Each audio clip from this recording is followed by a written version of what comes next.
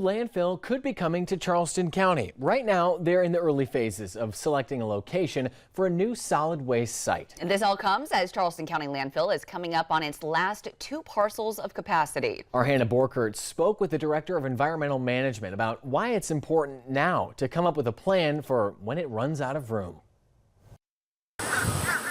Charleston County landfill takes in about 1,000 tons of trash a day. I live right off Beast Ferry Road, which is pretty close to a landfill, and I can smell it sometimes. Filling up noses and capacity, thanks to Charleston County's boom in population. Right now we're dealing with how many people in Charleston County. Well, that number is exponentially higher than it was 3 years ago, 5 years ago, 10 years ago. Which means the hunt for a new site is even more challenging. Building in Charleston County is gone, it's pretty busy. A lot of open areas people are building homes on or building complexes on.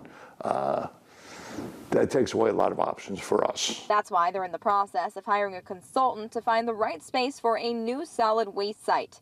The county has recommended Smith Gardner Incorporated because of their prior experience. Somebody who can find the property and understands the geology involved, the environment that's involved, the politics that are involved. Charleston County Director of Environmental Management Thomas Q says choosing an area is complicated.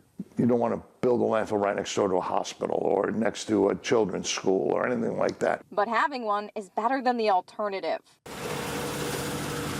We would have to truck it or rail it or ship it to someplace else. Now, once they get full, then what do we do? Q adds the cost would be astronomical. They would pretty much have you.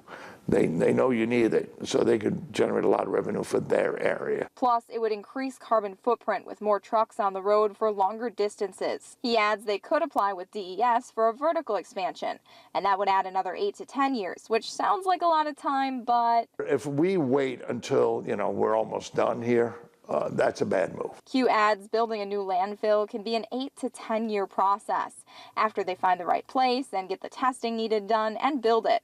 Once it's built, it could potentially be there 50 plus years, like Charleston County landfill, which has been in use since the 70s. It needs to be perfect right off the bat. And while it takes careful research, that right spot could be subjective.